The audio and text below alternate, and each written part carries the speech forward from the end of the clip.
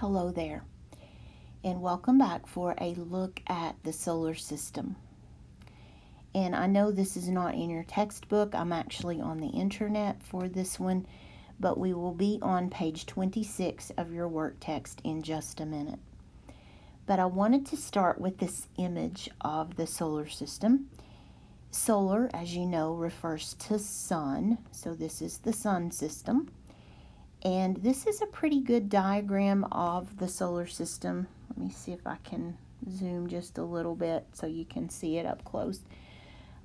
This is not entirely accurate because Pluto is no longer considered a planet, but it's still in there. It's still out there. It just isn't considered one of the planets anymore. So when I was in school, there were 9 planets, and now children are learning that there are just 8. But I wanted to show you I like this picture because it shows you the relative sizes of the planets. And it lets you see which planets are large and which are small.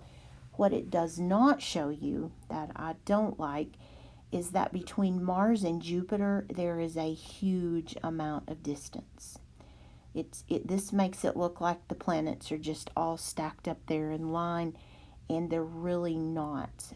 It's an extremely large distance between Mars and Jupiter. And I'm going to see if I can find an image of that because I don't want you to think, I don't want to mislead you. I'm hoping that I can show you something that will give you an idea of how much space there is between those, and I really don't see anything because it's hard to show that on one picture because the distance is so vast. It's hard to be able to see that. Here's another image sort of them all floating out there. But in your work text, let's just get back to that. You have on page 26 this diagram of the solar system. And this comes from www.exploringnature.org. The author is Sherry Amail, so I want to give credit to that author. And in this particular diagram, you can color these in if you want to. This one does a good job too of showing you the relative sizes of the planets. So I wanted to go through some information with you. You do not need to memorize this. The purpose of this is just to practice using a table and practice reading a diagram. So I'm going to start with the headings. Let's explain those. The planets, of course, are going to be the names of the planets. And let's just go ahead and list those, starting with the one closest to the sun. But I want you to skip a space right here. So I'm going to start. Mercury is going to go here. Mercury is a tiny little planet. It's a little bigger than Pluto, but not much. So Mercury is nearest to the sun. Venus is second. Earth is third. Earth is the third rock from the sun. Mars is fourth, and you would want to capitalize these because they're proper names. Jupiter is the largest one of all. He's called a gas giant.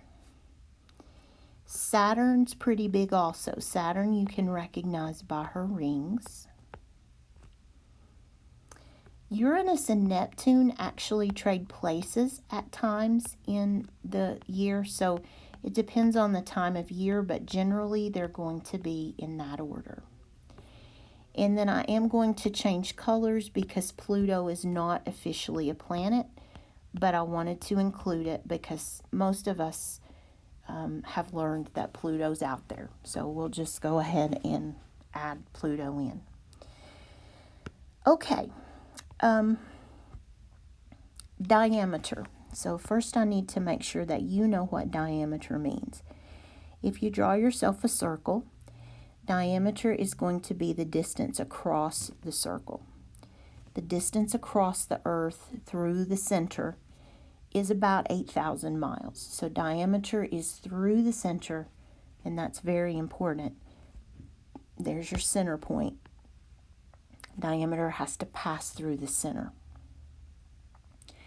Surface temperature, we're going to measure that in degrees Fahrenheit. And some of you may be used to the Celsius scale, but since my numbers are in Fahrenheit, I am just going to do that in Fahrenheit. Moons are sometimes called satellites.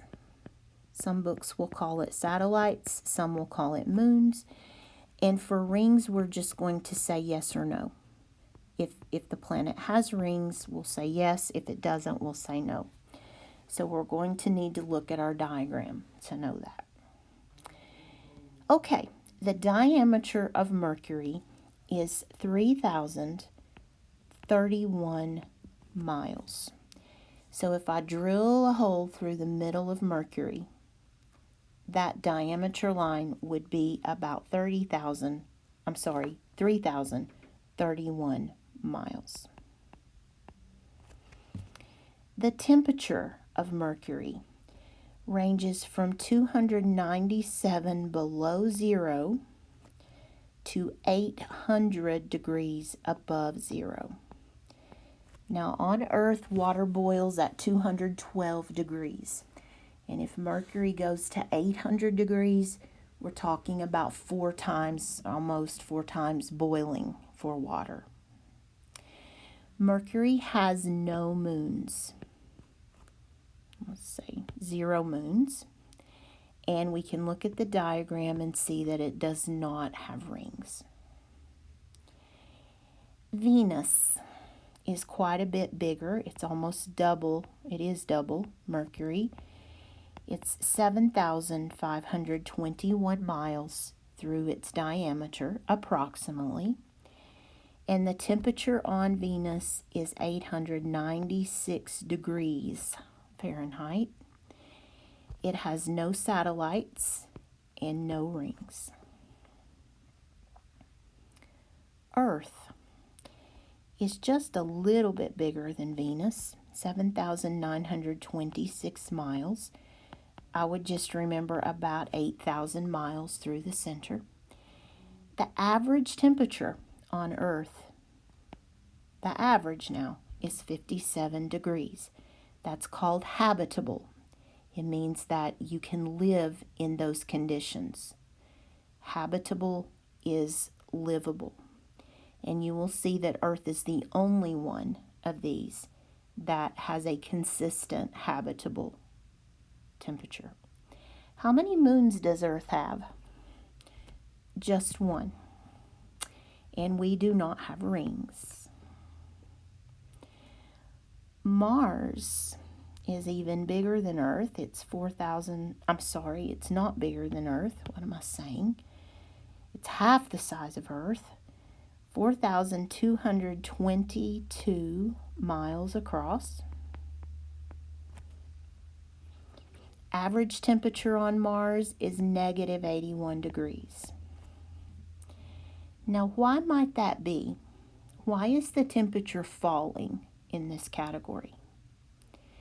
Because we're moving further from the sun. We're moving out into space. Mars has 2 moons, but has no rings. The outer planets. Get ready, because remember Jupiter's the big one. 88,846 miles diameter. It's huge. It's 10 times the diameter of Earth. Average temperature on Jupiter is below zero, way below zero, 202 degrees. I believe the coldest temperature ever recorded on Earth is minus 70. So Jupiter is almost 3 times the lowest record that we've ever had. Jupiter has a lot of moons, 79 moons. And Jupiter does have rings.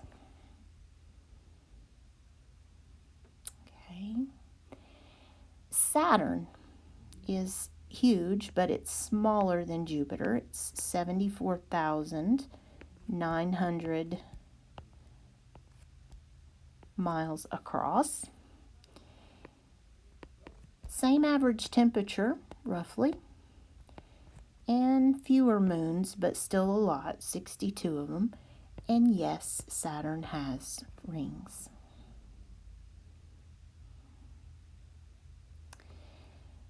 $31,763 miles for Uranus, so about half the size of Saturn. Average temperature is about 300 degrees, we'll say 328. 27 moons. And yes, Uranus has rings. It's a beautiful planet. Comparable to Uranus is Neptune. A little smaller. About the same temperature on average. 14 satellites, 14 moons. Okay, this shows no rings for Neptune. Let me Google that because I want to make sure we're right. So I'm going to say, does Neptune have rings? I thought it did. Yes, it does. Even though this doesn't show it in your diagram, here's the answer. Yes, Neptune has several faint rings around it. There are 3 main rings which are very thin and dark. The rings are made up of small rocks and dust. Neptune's rings are not the same thickness all around. But I want you to look at that color. Is that not beautiful? Neptune reminds me of the sea.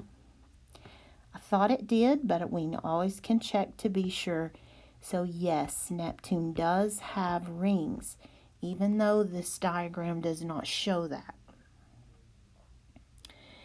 Okay, poor little Pluto that got dropped out of the solar system is tiny. It's the smallest one. And I think this is why it got dropped out of the solar system. It's so small that it really doesn't constitute a planet. It's a planet-like body, but it's not quite a planet. It's a little bit colder than Neptune and Uranus, but not a lot, about 50 degrees. It has 5 moons, and it does not have rings. So Pluto kind of got left out in the cold, literally. I do want to share with you the way that I remembered the order of the planets. It's a silly little sentence, but it works to help you remember. And it says this: my very enormous,